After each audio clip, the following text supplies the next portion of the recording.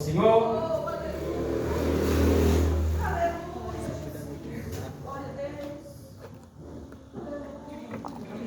Meus irmãos, essa carta de Efésios, de Paulo aos Éfesos, eu estudando ali, pensando, meditando nela, vendo que essa carta ela fala praticamente o básico de tudo aquilo que nós precisamos para nós termos uma vida reta diante de Deus. Se você for ler essa carta, você vai ver que Paulo, ele deixa bem claro, ele fala bem claro e fala de uma forma simples. Nós conversando ali e pensando assim, qual o tema dessa mensagem era até um pouco assim, meio vago assim pra gente que é mais pentecostal, né? É mais simples, é palavra simples que Paulo ele vem falando àquele povo. Mas Paulo fala isso porque ele sabia da necessidade que aquele povo estava enfrentando. Por isso que ele viu a necessidade de explicar bem clarinho e deixar bem claro, né, para o povo, ou seja, para que aquele povo tomasse um rumo, para que eles tivessem assim uma vida plena na presença de Deus, para que o povo pudesse ter uma vida reta na presença de Deus. Aqui hoje, primeiro dia do nosso Projetando 2023, eu começo dando o melhor conselho para você, ou quem sabe a melhor palavra dessa noite, é que você projete. Eu não sei o que você projetou para esse ano, não sei o que você pensa em escrever nesse papel, eu não sei qual foi o pensamento seu no final do ano, na virada do ano, para que você pudesse vir a fazer um projeto de vida. Mas um conselho eu te dou: projete em primeiro lugar, meus irmãos, o reino de Deus na sua vida. Se eu quero ter tudo na vida, eu tenho que projetar primeiro a presença de Deus na minha vida, porque sem a presença dele, irmão, é tudo frustração. Se eu não estiver na presença de Deus, é só frustração, é só alegria passageira, é só plano e mais nada. Mas quando nós colocamos o nosso plano, o nosso projeto na presença de Deus, e se nós estamos na presença dele, é certeza, meus irmãos, que tudo dará certo conforme a vontade dele na nossa vida. Portanto, projeto então, meu irmão, tem esse projeto na sua alma, tem esse desejo na sua alma de ter nesse ano, como você nunca teve antes, a presença de Deus. A presença de Deus. Porque quando nós buscamos, meus irmãos, em primeiro lugar, o reino de Deus, nós sabemos tanto disso, né? Que as demais coisas elas ficam mais fáceis. As bênçãos, né, que vão correr atrás de você. Mas coloque primeiramente a presença de Deus na sua vida. Eu quero já começar profetizando na sua vida que esse ano vai ser o melhor ano da sua vida. O melhor ano de Deus na sua vida. Aleluia. Você recebe e diga glória a Deus nessa noite. Recebe, meu irmão. Recebe e guarda essa palavra. Vai ser o melhor ano de Deus na sua vida. Mas eu tenho uma coisa aqui que talvez pode entristecer um pouquinho você. Talvez aqui pode um pouco entristecer esse projeto seu e o qual eu estou falando. Existe um si no meio. Existe um si no meio. E o si é o que eu disse: se você estiver na presença de Deus. Se você colocar a sua vida verdadeiramente, não só no falar, mas no seu proceder, no seu agir, na sua forma de pensar, na sua forma de receber a palavra de Deus e colocar em prática na sua vida. O que você vai plantar é como a semente que você está plantando hoje. Ela vai nascer, ela vai crescer, vai florescer, e vai depender de você o fruto que ela vai dar amanhã. Então, o seu proceder de hoje já está determinando o seu futuro amanhã. Então, que esse projeto seu esteja na presença de Deus, para que os seus planos ele venha dar certo. Ou seja, se você estiver na presença do Altíssimo, na presença do Todo-Poderoso, na presença daquele que zela, na presença daquele que cuida, quando você coloca o seu sonho, o seu projeto na presença do Senhor, Ele cuida de você e Ele vai cuidar de você. Vai depender da sua intimidade que você vai ter com Deus. Vai depender daquilo, da forma que você vai buscar o Senhor, não só dependendo do irmão que está do seu lado, mas de como você e Deus vai se relacionar. Da forma que você vai levar a sua vida a Deus. Não deixe que as correrias do dia a dia, não deixe que os problemas da vida ela venha fazer com que você perca esse desejo de você buscar mais do Senhor. O meu projeto é esse, irmãos, é que eu tenha mais de Deus. Porque se eu tiver mais de Deus na minha vida, se eu buscar mais de Deus, eu tenho certeza que o meu ano vai ser abençoado. Eu tenho certeza que eu e você vai fechar esse ano com chave de ouro, grandes vitórias, meus irmãos. O Senhor tem para mim e tem para você esse ano. Creia, receba essa palavra, porque o Senhor vai trazer grandes bênçãos. Mas isso depende de nós, meus irmãos. As bênçãos do Senhor, como eu já disse outro dia aqui, elas já foram liberadas sobre a sua vida. Grandes bênçãos do Senhor têm sido liberadas sobre a sua vida. Aleluia. Quando você tiver uma plena comunhão com Deus. Aleluias. Glória a Deus. Meditando, meus irmãos, segundo o que você tem ouvido, segundo o que você tem aprendido aqui, na presença do Espírito Santo, na presença de Deus, em todas as vezes que você busca o Senhor, quantas vezes que você vem para a igreja para buscar o Senhor. Se você assim fizer, aí sim será o melhor tempo de Deus na sua vida. Eu quero esse tempo de Deus para mim. Eu quero, porque se eu tiver esse tempo de Deus para a minha vida, esse bom tempo do Senhor, se eu buscar o Senhor, se você buscar o Senhor, tenha certeza, meus irmãos, é bênção atrás de bênção. Se você buscar uma vida de plenitude, uma vida plena na presença de Deus, já nós vamos falar sobre essa plenitude, a qual Paulo ele escreve aqui. Agora nós vamos entender. Portanto, meus irmãos, abra os seus olhos espirituais, abra os seus ouvidos espirituais para o que o Senhor vai falar com você esses dias. Hoje é o primeiro dia. Ainda teremos mais alguns cultos, sempre falando nesse mesmo raciocínio, nessa mesma linha. E se você abrir os seus olhos espirituais, os seus ouvidos espirituais, você vai ver quão grandes coisas o Senhor vai revelar na sua vida, para que você tome posse e tenha assim uma vida na presença do Senhor. Por mais que essa seja uma palavra simples, plenitude, eu creio que se Deus ele pôs no coração do pastor Valtecinho, pastor presidente, é porque eu creio que nós seremos edificados através dessa palavra. Nós seremos fortalecidos, porque eu creio no zelo do Senhor em cima dessa palavra, qual nós ouviremos por esses dias. Aleluia, por cada palavra que tem por vir. Para nós entendermos, meus irmãos, melhor o que significa plenitude. Talvez você já parou pensando, o que significa essa palavra? O que vem a significar essa palavra? Por mais que pareça uma palavra simples, mas quando você vai estudar, você vai ver que tem vários adjetivos ali, que nos levam a entender a força que tem essa palavra, plenitude. Ou seja, é o estado inteiro, estado do que é inteiro, ou seja, algo que seja completo, é algo de totalidade na presença de Deus, né? É algo de integridade.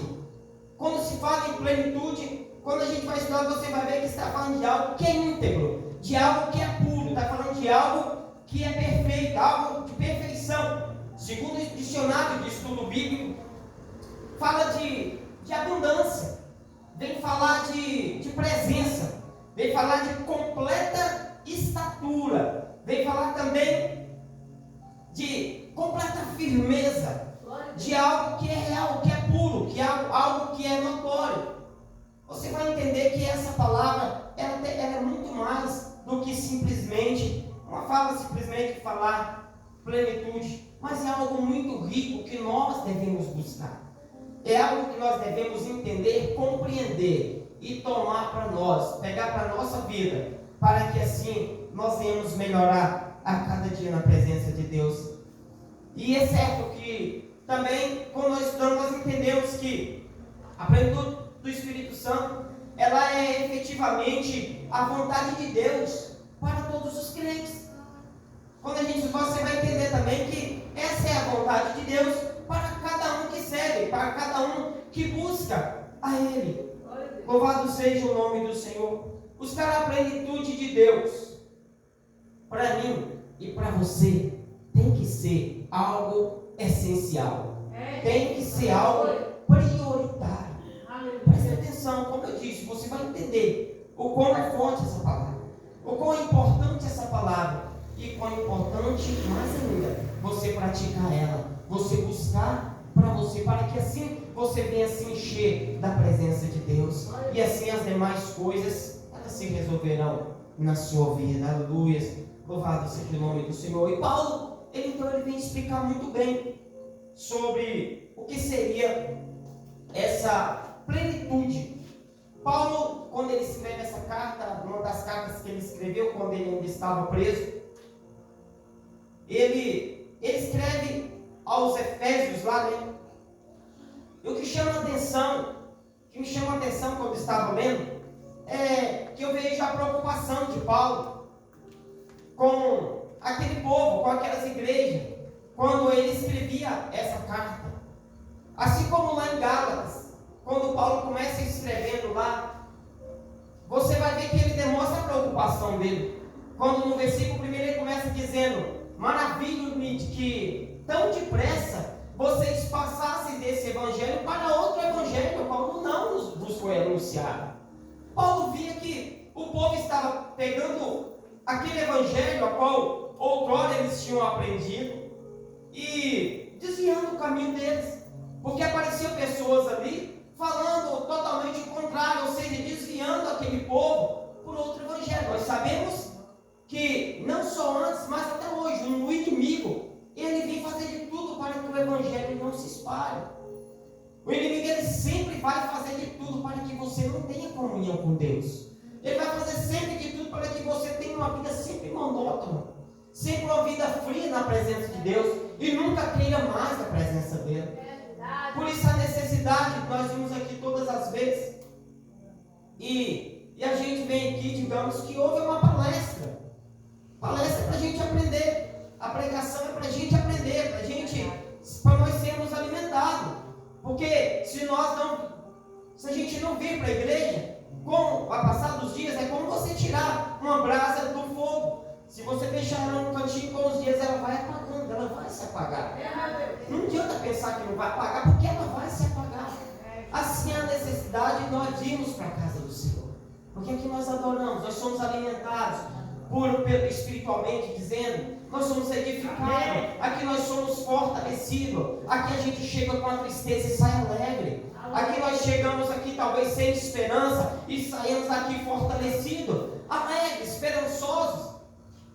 Porque o Senhor fala e Ele vai lá no coração, Ele trabalha no coração e Ele traz paz ao coração.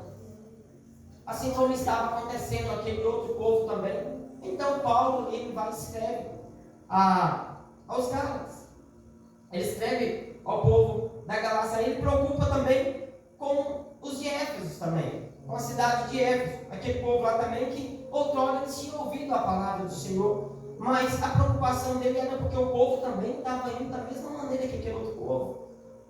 Então o povo já não estava mais focado naquele evangelho puro, aquele evangelho que trazia edificação a eles. Então Paulo, ele vem, durante toda essa carta, ele escreve alertando o povo tomar cuidado com as armadilhas, tomar cuidado, e vem ensinar também, mostrando àquele povo também que Cristo é o cabeça. E ele vem também falar que a igreja é o corpo, vem mostrar que a igreja é o corpo de Cristo. É um corpo ali que tem que estar unido, tem que ter unidade, vem mostrar que precisa ter essa unidade, essa unificação. Para quê?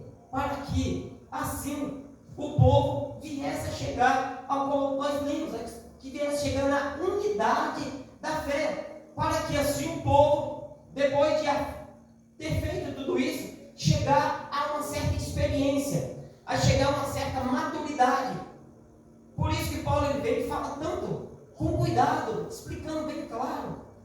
Ele vai e fala aqui onde nós lemos, até que todos chegamos à unidade. Paulo estava falando assim: vocês precisam insistir diariamente. Paulo estava falando assim: ó, vocês precisam insistir todos os dias nessa busca e não desfalecer dos vossos ânimos. Mas vocês precisam todos os dias procurar se renovar com Deus. Procurar todos os dias querer essa presença de Deus. Procurar todos os dias transformar pela renovação do vosso entendimento. Não seguindo as antigas fábulas, não seguindo ao seu próprio entendimento, ao seu próprio presente, sua própria forma de pensar, de agir, mas se renovando a cada dia na presença do Senhor. Paulo então ele vem e dá conselhos práticos àquele povo. Paulo então ele escreve vários conselhos ali. Ou seja, ele vem escrevendo, querendo dizer assim, ó, como ter uma vida de plenitude, como ter uma vida plena na presença de Deus. Olha o que ele diz no verso 14, ele diz: para que não sejais mais meninos inconstantes, levados em toda a roda por todo vento, levados todo vento de doutrina, pelo engano dos homens que com astúcia engana fraudulosamente. Então você vai ver que o povo de Éfeso também, eles estavam tomando ali praticamente o mesmo caminho que o povo lá atrás em Gálatas também estava tomando. Ele vem e explica, ele pega e fala dessa preocupação. Então ele dá esse conselho à igreja para que eles possam então ter uma vida íntegra, para que possam ter uma vida reta, uma vida plena na presença de Deus. Louvado seja o nome do Senhor. Como eu estava falando ali fora, quando o Carlos terminou o último culto, quando nós entramos aqui no livro de Efésios, né? Já vai logo o pensamento lá em Efésios 6, porque em Efésios 6 ela vem falar sobre as armaduras, vem falar sobre as armaduras de Deus, né? Para a gente poder estar firme. Mas quando eu estava lendo ali, eu estava meditando, quando se fala, quando Paulo fala aqui nessas armaduras, eu vejo aqui Paulo dando, digamos assim, um checkmate dessa carta. Paulo, digamos que ele estava falando assim: meus irmãos, depois de tudo que eu falei para vocês, pegue essa base. Vocês devem se revestir da presença de Deus. Vocês devem fazer aqui como ele falou aqui. Vocês devem se revestir dessa armadura de Deus, dessa armadura espiritual. Não essa armadura física, mas essa armadura espiritual. Por isso que ele vem e escreve o capítulo 6, a partir do verso 6, quando ele diz lá: não demais, irmãos meus, fortalecendo no Senhor e na força do seu poder, e revestivos também de toda a armadura de Deus, para que possais estar firmes dos dias maus. E qual que é essa armadura que ele vem também ensinar a esse povo? Quando ele diz aí no verso 13: portanto, tomai toda a armadura de Deus, para que possais resistir no dia mau. Verso 14 ele diz: estai, pois, firmes, tendo cingido os vossos lombos com a verdade, e vestido a couraça da justiça, e calçado os pés da preparação do evangelho da paz, tomando sobre tudo o escudo da fé, ao qual podereis apagar todos os dados inflamados do maligno. E no verso 17 ele diz assim: tomai também o capacete da salvação e a espada do Espírito, que é a palavra de Deus. Meus irmãos, o nosso foco tem que ser a palavra de Deus. A nossa meditação, ela tem que ser a palavra de Deus. Tudo que nós fizermos, ela tem que ter base na palavra de Deus. Ou qualquer coisa que se disser, você precisa conhecer a palavra de Deus para que tenha base, para que tenha integridade, isso se for verdade, ou se não for. Portanto, aí a importância de nós conhecermos a palavra do Senhor. E aqui, outra coisa que eu acho interessante, quando ele começa a escrever no capítulo 4, Paulo então ele expõe 3 atributos aí sobre essa unidade da fé, que assim diz a epígrafe desse capítulo 4, que é a unidade da fé. Paulo ele vem falar sobre a humildade, sobre mansidão, sobre a longanimidade. Você observa que ainda tem alguma coisa a ver, com a carta que ele escreve aos Gálatas, porque lá em Gálatas, assim que ele fala lá sobre a obra, o fruto do Espírito Santo. Ele fala sobre as obras da carne e o fruto do Espírito Santo.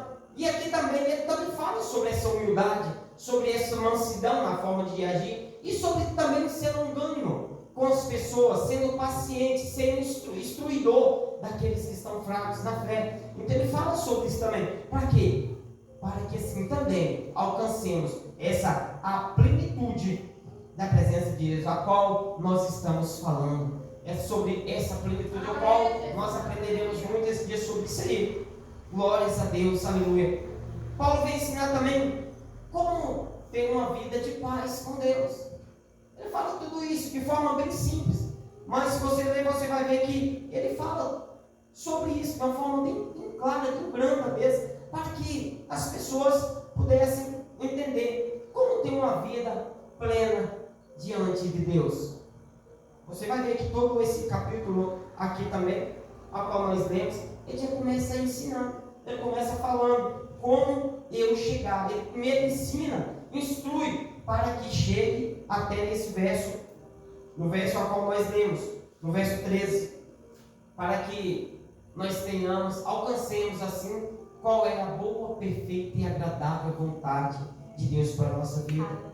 Glória a Deus. No verso 15, ele vai dizer assim: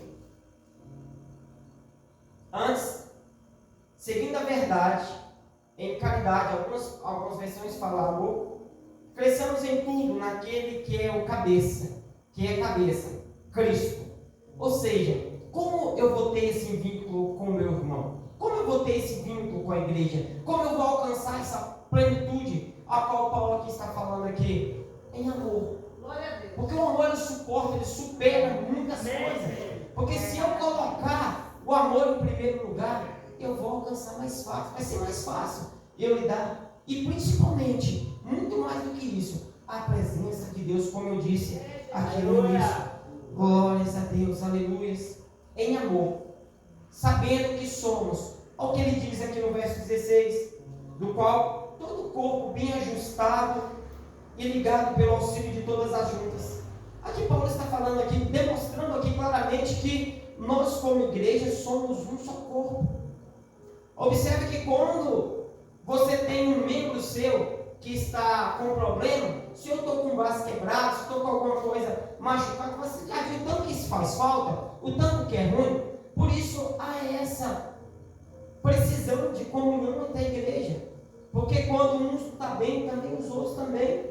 Se você ama, se você preocupa com essa pessoa, você vai ver que você vai orar mais por ela, você vai ter uma preocupação muito maior por ela. Por isso, irmãos, nós temos que saber que nós somos um só corpo. E nós temos que ter essa unidade, nós temos que ter essa preocupação uns pelos outros. Glórias a Deus. No capítulo 4, em toda essa carta, os Efésios, ele mostra, então, vários conselhos práticos, para se ter uma vida plena com Deus e com o nosso próximo. O verso 17, a seguir, ele vai falar assim: e digo isto, e testifico no Senhor, para que não andeis mais como andam também os outros gentios. Aqui ele está mostrando aqui como o povo estava andando, erroneamente. Ele continua dizendo: entenebrecidos no entendimento, separados da vida de Deus pela ignorância que há deles, pela dureza do seu coração. Já viu quantas vezes nós temos um coração duro para entender as coisas de Deus? Já viu quantas vezes nós entendemos o nosso coração, nós endurecemos o nosso coração e não queremos compreender qual que é a vontade de Deus para a nossa vida? Já viu quantas vezes nós endurecemos? E Paulo vem aqui exortar: não tenha um coração endurecido, entenebrecido, para que não ouça a voz do Espírito Santo, para que não ouça aquilo que Deus ele tem falado. E ele continua dizendo no verso 20: mas vós não aprendestes assim a Cristo, se é que tendes ouvido e nele fostes ensinado como está a verdade em Jesus. Verso 22: que quanto ao trato passado, vos despojeis do velho homem que se corrompe pelas concupiscências do engano. Aí ele continua dizendo no verso 23: e vos renoveis no espírito do vosso sentido, e vos revistais do novo homem, que segundo Deus é criado em verdadeira justiça e santidade. Como eu faço para mim ter uma vida de plenitude na presença de Deus? Ao verso 25 ele fala assim: pelo que deixai a mentira e falar a verdade, cada um com o seu próximo, porque somos membros uns dos outros. Ele continua dizendo: irais e não pequeis, não se põe o sol sobre a vossa ira, não deis lugar ao diabo. Mas, como eu já disse, mas que nós possamos buscar, meus irmãos, durante esse ano, projete isso no seu coração, projete isso na sua vida, projete ter a presença de Deus, projete ter o renovo, projete ter um novo encontro com a presença de Deus. Porque tudo aquilo que você também colocar na presença de Deus vai ser mais fácil para você lidar com Ele. Todos os seus planos, seus projetos que você apresentar diante de Deus, eu tenho certeza que vai se tornar mais fácil. Inclusive, não se assuste, porque quando alguns planos eles não derem certo, é porque não é a vontade de Deus. Então saiba entender que essa é a vontade de Deus. Aleluia, louvado seja o nome do Senhor. Fique de pé comigo. Glórias a Deus, aleluia. E o que eu digo? Que a paz de Deus, meus irmãos, que excede todo entendimento, guardará os vossos corações em Cristo Jesus. Tome posse dessa palavra. Coloque ela em prática na sua vida. O que eu desejo para você, o que eu desejo para a sua vida é que você tenha uma vida abençoada. Que você feche um ano com muitos testemunhos. Principalmente de bênçãos espirituais, meus irmãos. Que a prosperidade espiritual esteja primeiramente na sua vida. E as outras demais coisas, pode ficar tranquilo que elas vão te alcançar. Que as bênçãos do Senhor vão alcançar a sua vida. Louvado seja o nome do Senhor. Até aqui, meus irmãos, o Senhor falou. Se você abriu os seus ouvidos, eu creio que o Senhor também falou algo ao seu coração. Feche seus olhos. Soberano Deus e Pai. Ó Deus amado, em nome do Senhor Jesus, meu Pai. Senhor Deus, aqui como ministrante da Tua Palavra, eu quero abençoar esta igreja. Pai, eu quero abençoar, Senhor Deus, cada vida, Pai. Senhor Deus, eu profetizo, Pai, que cada um tenha um ano cheio de vitórias, cheio de bênçãos na Tua presença, Senhor Deus. Pai, um ano mais do que abençoado, Senhor Deus, como eles nunca tiveram, Senhor Deus. Meu Pai, que testemunhos irão ser contados aqui, para a honra e glória do Teu nome. Ó Deus, eu abençoo cada vida que tomou posse desta palavra. Senhor Deus, eu desde já eu te louvo, Senhor Deus, e eu te agradeço, meu Pai, por essa oportunidade, pela Tua graça derramada sobre nós nesta noite e pela Tua presença em nós, em o nome do Pai, do Filho e do Teu Santo Espírito, em o nome de Jesus. Amém. Louvado seja o nome do Senhor. Irmãos, pode se sentar. Aleluia. Glória a Deus. Desde já, eu louvo a Deus por essa oportunidade. Amém. Que Deus abençoe a cada um dos irmãos. Amém. Agradeço a minha oportunidade em nome de Jesus. Amém. Aleluia, irmão. A glória de Jesus. Amém. O Senhor